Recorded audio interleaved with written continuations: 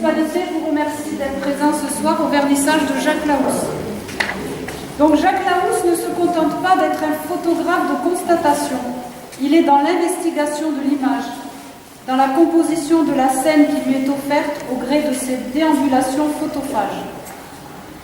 Cet ancien journaliste, Ferretan, particulièrement sensible, amoureux des empreintes éphémères laissées sur le sable, à l'instar de Jacques Prévert dans son poème Des monts et merveilles, voit aussi l'individu à travers l'œuvre. Artiste du mot et de l'image, par ses rêves et par sa relation particulière à l'art, il nous offre un mélange salé sucré avec simplicité et retenue. Pas perdu pour tout le monde. Ce qu'il voit et ressent, il le retranscrit par des mots et des images aussi profonds que les océans. Véritable mélange de poésie et de l'entrechoquement des mondes. Merci à tous d'être là ce soir donc, pour accueillir les photographies et correspondances de Jacques Larousse. Donc, l'Espace des Arts avait déjà eu le plaisir d'accueillir le photographe et journaliste lors de la signature de son livre indispensable, Traces tangibles, d'Ypêtre en Roussillon. Il revient avec un travail photographique et un travail d'écriture complémentaire à travers cette exposition intitulée « Pas perdu pour tout le monde ». Et c'est souvent drôle, décalé, toujours haut en couleur, bref, tout sauf ennuyeux, vous l'aurez compris. Les prises de vue ont été réalisées sur les plages du bassin d'Arcachon, où Jacques Larousse s'est promené à maintes reprises au cours des années. Jacques Larousse possède l'œil et la plume, et on se délecte à chaque histoire racontée, y compris à travers l'objectif. On voyage d'une photo à l'autre, d'un mot à l'autre, et tout le talent de l'artiste consiste à nous faire croire qu'il est facile de nous embarquer comme ça. Et du talent, il en faut pour passer de la légèreté et d'un trait de plume au grand questionnement auquel tous les pas, sur tous les chemins, nous ramènent en fin de compte, quelle que soit la direction que l'on prend et l'empreinte qu'on laisse, le fait même d'exister. Des petits pas pour une véritable balade à travers les textes et les photographies de Jacques Larousse. Voilà de quoi vous inviter à découvrir cette très belle exposition, que Jacques Larousse d'ailleurs pourra lui-même vous faire découvrir, puisqu'il sera là demain toute la journée, ainsi que les samedis 11 et 18 octobre prochains. Alors pour ceux qui auraient manqué la dédicace de son livre présentant les peintres dans leur atelier, à travers là encore de superbes textes de photographie qui ont donné lieu à une exposition au Château Royal de Collioure au printemps, voici une belle occasion de se rattraper, et ce, dès ce soir. Mais pour l'heure, au nom de la municipalité, je vous invite à déguster, car comme toutes les bonnes choses et les belles choses, cette exposition se déguste. Pas perdu pour tout le monde, en place jusqu'au 7 novembre inclus. Donc merci, la parole est à présent à l'artiste, photographe et écrivain Jacques Larousse. Merci.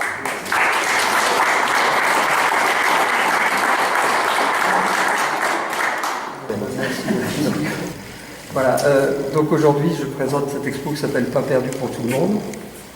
Initialement, ce n'était pas prévu, parce que je devais exposer une petite partie de ce que j'ai présenté au château de Collioure au mois de juin dernier, qui est un travail sur 10 peintres en Roussillon, des peintres contemporains.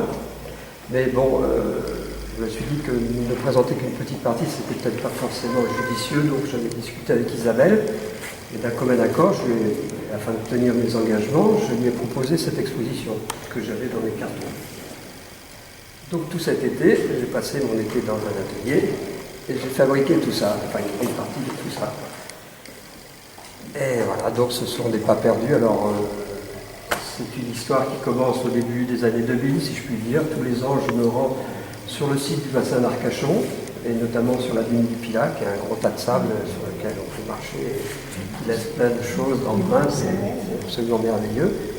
Il y a aussi une seconde partie, enfin une deuxième partie dans la salle là-bas qui est un peu plus bas quand on fait quelques kilomètres en descendant vers la côte Blandel, du côté d'Osgore et Cap-Breton, où là il y a des vagues fabuleuses, enfin il y a des rouleaux, c'est le paradis des surfeurs. Donc voilà, je m'amuse à photographier, je passe souvent des heures et des heures à marcher sur la plage, à regarder, à prendre en photo tout ce qui me tombe sous l'objectif, si je puis dire. Et je me suis d'abord intéressé aux pas. Les pas, c'est un cheminement, c'est la marche, et puis on peut y trouver des tas de choses. Et ensuite, je me suis intéressé aux ombres, à ma propre ombre, projetée un peu comme ça, sur les dunes, dans le sable. Et puis, au fil de ma marche, il y a des objets insolites, il y a des baigneurs, il y a des surfeurs, il y a des bonnes sœurs, il y a des cunus, enfin il y a un peu de tout. Et donc, voilà, j'en ai fait une exposition. Mais bon, c'est un peu... Il y a quelque chose de particulier, parce que j'ai un lien particulier avec l'océan. C'est quelque chose qui m'inspire énormément. Quand je suis en face de cette immensité,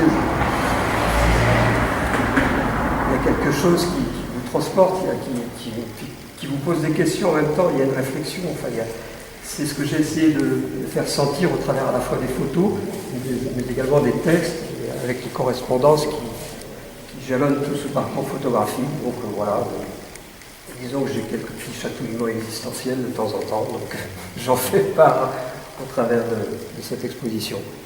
Donc bon ben voilà, j'espère que ça vous plaît, et puis maintenant je ne peux que vous laisser voir, et puis peut-être passer aux dégustations, au rafraîchissement, si l'on peut dire.